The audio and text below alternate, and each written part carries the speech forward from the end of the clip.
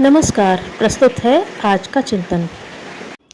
परम तेजस्वी अवधूत दत्तात्रेय का दर्शन पाकर राजा यदु ने अपने को धन्य माना और विनयावत होकर पूछा, धृष्टता क्षमा करें तो एक जिज्ञासा उपस्थित करूं। अवधूत ने कहा, राजन, जो कहना हो निसंकोच होकर कहो। यदु ने पूछा, आपके शरीर, वाणी और भावनाओं से प्रचंड तेज टपक रहा है।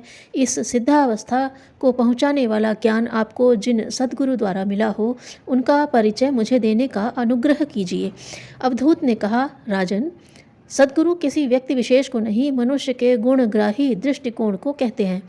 विचारशील लोग सामान्य वस्तुओं और घटनाओं से भी शिक्षा ग्रहण करते और अपने जीवन में धारण करते हैं।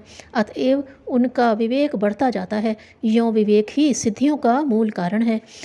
अविवेकी लोग तो ब्रह्मा के समान गुरु को पाकर भी कुछ भी लाभ उठा नहीं पाते। दूसरा कोई किसी का हित साधन नहीं करता। उद्धार तो अपनी आत्मा के प्रयत्न से ही हो सकता है।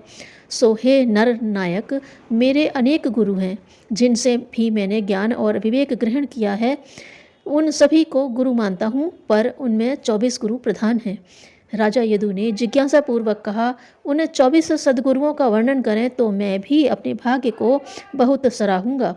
दत्तात्रेय अवधूत बोले, हे राजन, पृथ्वी, वायु, गगन, जल, यम, अग्नि, चंद्र, सूर्य, कबूतर, अजगर, समुद्र, पतंगा, मधुमक्खी, भौरा, हाथी, हिरन, पिंगला, वैश्या, कौआ, बालक, स्त्री, लुहार, सर्प, मकड़ी और भृंग, यही मेरे 24 गुरु हैं। उत्सुकतापूर्वक अधिक जानने की इच्छा करने वाले राजा यदु का समाधान करने की दृष्टि से विज्ञानी अवधूत ने कहा कि हे पृथ्वीपति, अब मैं अपने सभी गुरुओं से प्राप्त शिक्षाओं का वर्णन करता हूँ। पृथ्वी धूप, शीत, वर्षा को धैर्यपूर्वक सहन करने वाली, लोगों द्वारा मलमूत्र त्यागने और पदाघात करने जैसी अभद्रता करने पर भी क्रोध न करने वाली, अपनी कक्षा और मर्यादा पर निरंतर नियत गति से घूमने वाली पृथ्वी को मैंने गुरु माना है और उसके इन सद्गुणों को सीखा है।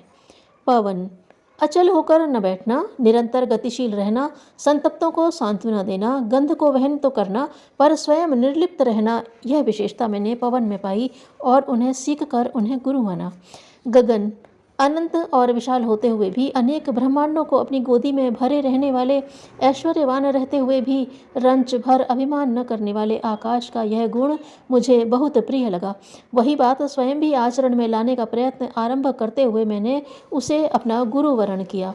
जल सबको शुद्ध बनाना, सदा सरल और तरल रहना, आतप को शीतलता में परिणत करना, वृक्ष वनस्पतियों तक को जीवन दान करना, समुद्र का पुत्र होते हुए भी घर घर आत्मदान के लिए जा पहुँचना, इतनी अनुकरणीय महानताएं जल में देखी तो उसे अपना गुरु मानना ही उचित समझा।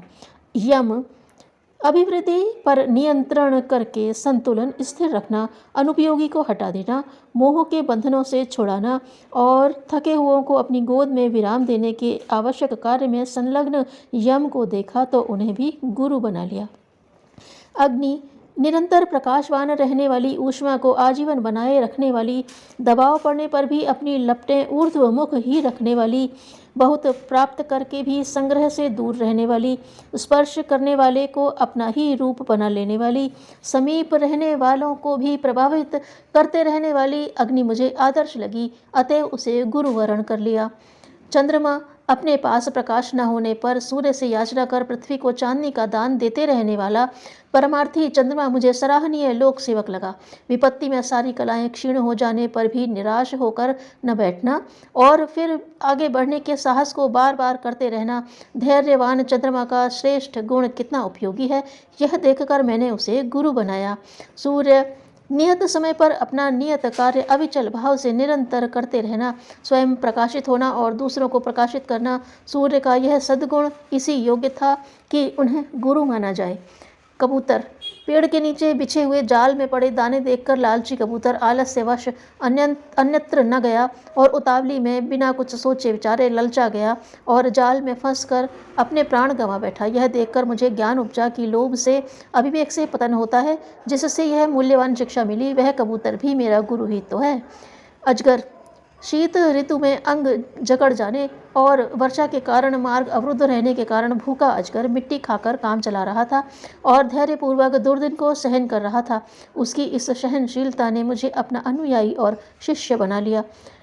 समुद्र नदियों द्वारा निरंतर असीम जल की प्राप्ति होते रहने पर भी, अपनी मर्यादा से आगे न बढ़ने वाला, रत्न राशि के भंडागारों का अधिपति होने पर भी न इतराने वाला, स्वयं खारी होने पर भी बादलों को मधुर जल दान करने वाला समुद्र मेरे लिए इतना शिक्षण कर रहा था, तो उसे गुरु कैसे न मानता।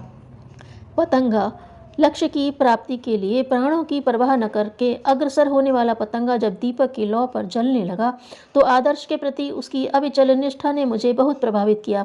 जलते पतंगों को जब मैंने गुरु माना, तो उसकी आत्मा ने कहा, नश्वर जीवन को महत्व न देते हुए सच्चे आस्थावान को आदर्श के लिए त्याग करने को उद्यत रहना चाहिए।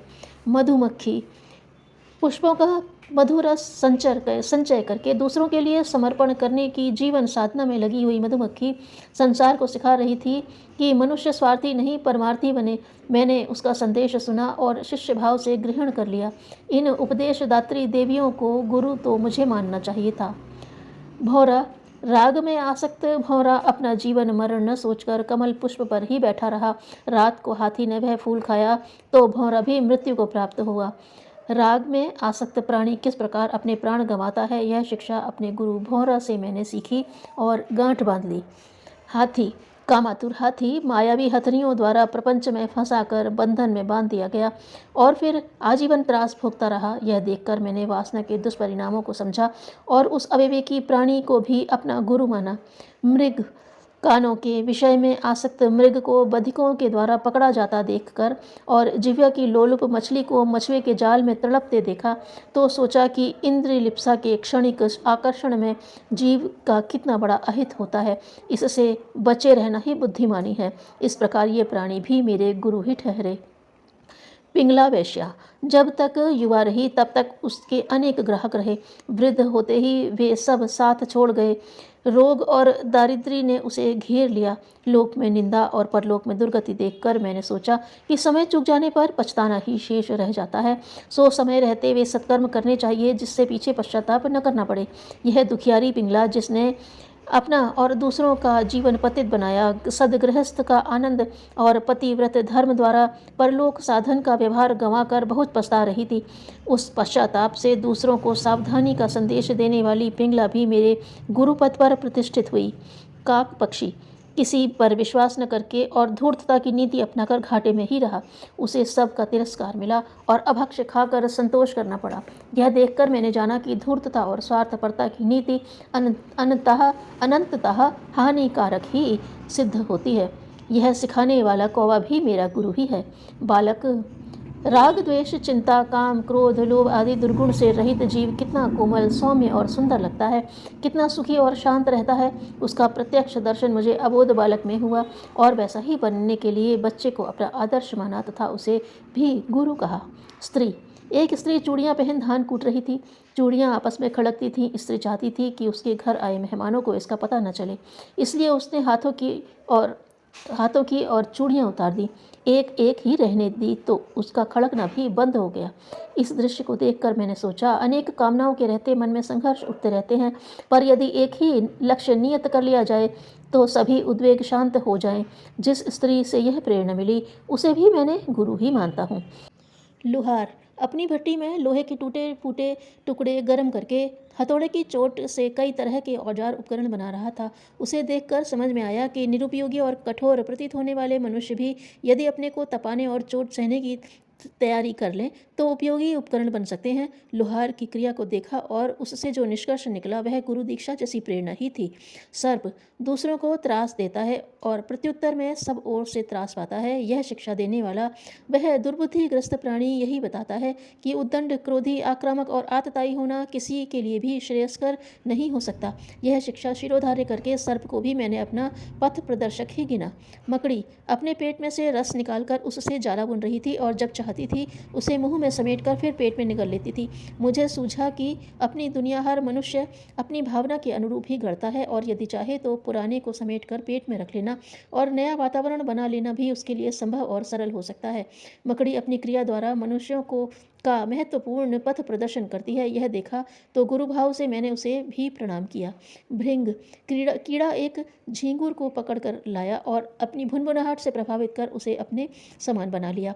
यह दृश्य देखकर मैंने सोचा कि एकाग्रता और तन्मयता की अर्चना द्वारा मनुष्य अपना शारीरिक और मानसिक कायाकल्प कर डालने में भी सफल हो सकता है। इस प्रकार भृंग भी मेरा गुरु ही ठहरा। 24 गुरुओं का वृत्तांत सुनाकर अवधूत दत्तात्रेय ने राजा यदु से कहा, गुरु बनाने का उद्देश्य जीवन को प्रगति पथ पर अग्रसर करने वाला प्रकाश प्राप्त करना ही तो है। वह कार्य अपनी गुण ग्राहक विवेक बुद्धि के बिना संभव नहीं हो सकता। इसलिए सर्वप्रथम गुरु है विवेक, और उसके पश्चात अन्य सब ज्ञान प्राप्ति का आधार बनते हैं। 24 गुरुओं का वर्णन महातेजस्वी अवधूत के मुख से सुनकर राजा को बड़ा ही संतोष हुआ और उसने अपने को कृतकृत्य माना। जो बुद्धिमान और धैर्य से काम करता है, उसके साथ सारी उत्तम वस्तुएं सहानुभूति रखती हैं। हृदयहीन होना मनुष्य जीवन का सबसे बड़ा अभिशाप है। धन्यवाद।